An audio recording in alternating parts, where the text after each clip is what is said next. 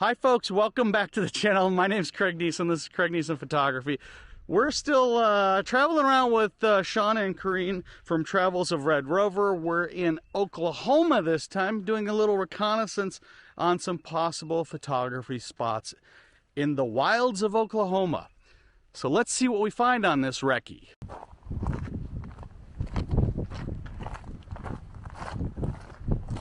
So we're walking on this trail up to this tower that's on the edge of a reservoir. Shawn's the only one that's got his camera out handheld. Hang on, let me get up there, Shawn.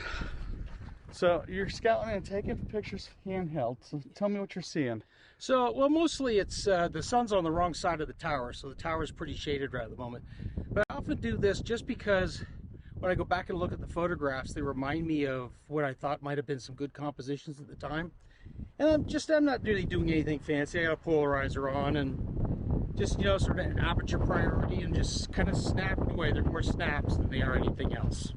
There's that wind again. We can't lose it. Yeah, it has been chasing us around for the last 4 days, I think. Pretty hardcore too. All right, well, let's see what else we can find here on this recce. Spoiler alert, we found quite a bit on this reconnaissance trip here. This was the first time for any of us in the group to go to the Wichita Mountains National Wildlife Refuge in Oklahoma near Lawton. Really cool location with lots of places to hike and photograph. These pictures that you're seeing early on are reference shots that Shelley took with her iPhone when we were out that day doing some scouting for possible locations while we were there for our limited amount of time. So we're at our second stop. Corrine has done a really good job of planning a lot of the locations here in the, the Wichita Mountains Wildlife Refuge area. That's where we're at in Oklahoma. We're at the parallel forest, and it looks like every tree is about 6 feet apart originally. Yeah. And in every direction, they are in perfect lines almost still. Yeah. So we're going to check this place out, see what it looks like, and see what opportunities are here. So this was the coolest location on that scouting day. I wish the quality of light would have been a little bit better. It was really harsh and contrasty. A lot of things had to be done in post to make this photograph feel like I really wanted it to. With better light and better conditions, this place would be epic. It's a great little forest in the Wichita Mountains National Wildlife Refuge. It was planted by humans. It's perfectly parallel in most areas. So you can see the raw there on the left and the processed on the right. I decided to go with a square crop on this image because the foreground was a little bit too hot. I couldn't really get it down where I wanted it to exposure wise. You can see little hints of blue poking through in the sky in the processed image here. I really do like the way that this turned out. Let's get a discussion going down below. Have you ever shot in a forest in the wrong conditions? Let me know what you think. So yeah, there's dapple light back here in this area. There's lots of bugs too. Some bees. Definitely flies. But there's also some really cool root structures. So I've taken some handheld stuff. I actually popped the camera out. I wish I had my strap with me, but I'm taking some handheld.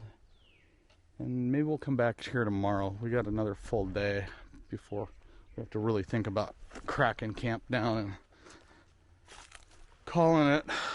So, keep walking around, see if I find anything else. If any of the snapshots, handheld snapshots, turn out, I'll show them to you here.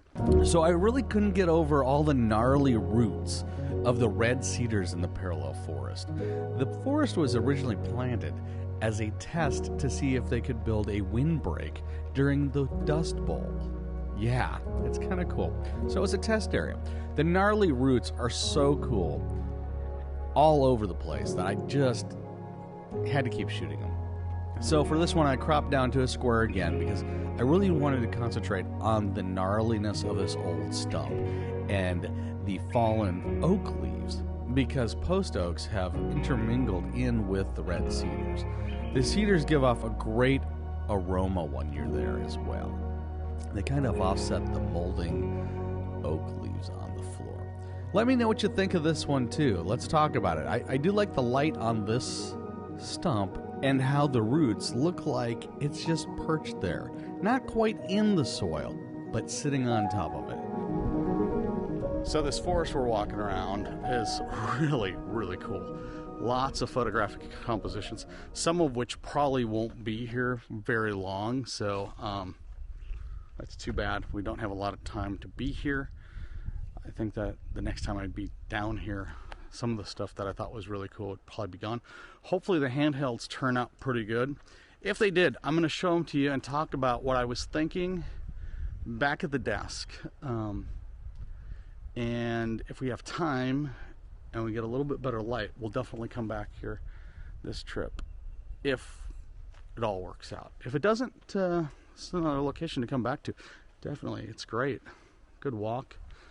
Never hurts to walk in a forest. Forest walking or forest bathing. It's one of those things that just lightens the load for me. I could have shot there for weeks. The roots held endless compositional choices, as well as if the quality of light changed or would have been better, there may have been even more compositions. I like this one shooting down the row. There's actually two different trees here. There's a gray one and a slightly tan one. The roots have intertwined, making it look like they hold hands. I chose to go with a different crop on this to get rid of some of the clutter in the background and let some of the roots from the farther tree fade away. I like the detail in the foreground roots here. They really show that intish feeling that I was getting while we were on location. So we walked around the forest for quite a bit. What did you think of it, Shelley? Oh, I love it. It's beautiful. I mean, the parallelness of the trees is really evident in some places, not so much in others where it's gotten a little more overgrowth, undergrowth, you know, obscuring the parallel lines, but it's beautiful nonetheless. I mean, it's still a really cool forest. In some areas, it looks like it has just been planted literally with that spacing, and then in some areas, it's actually grown up a bunch. There's a lot of cool compositions back here. Yeah. Hopefully, you guys liked what we showed you.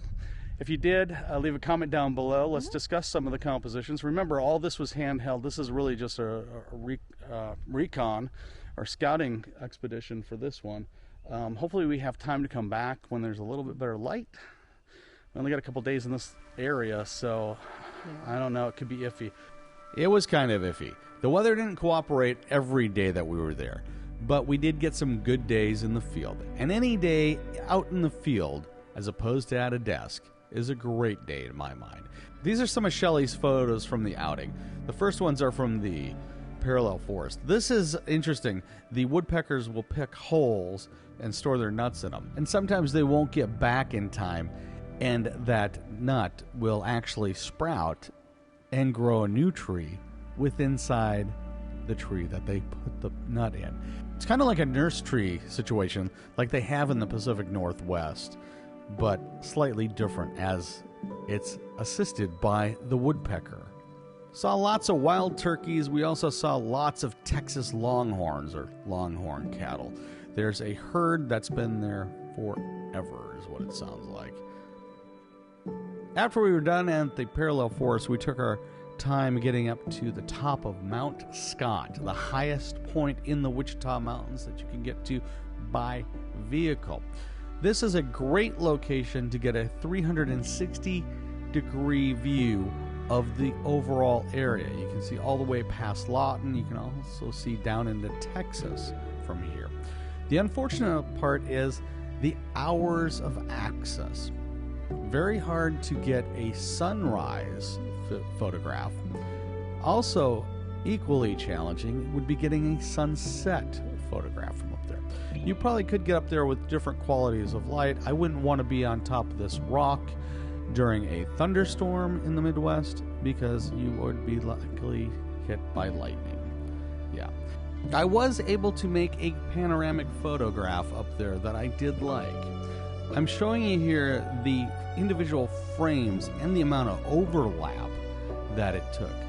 There were 7 frames in this one, not quite as wide as I normally would shoot a panoramic. I feel this gave the best sense of place from up there. So keep in mind that every photograph that I made during this outing was shot handheld, no tripod involved. That's why I have so many frames and the overlap. This is the image as Lightroom would render it as a panoramic without the crop and auto settings boxes checked.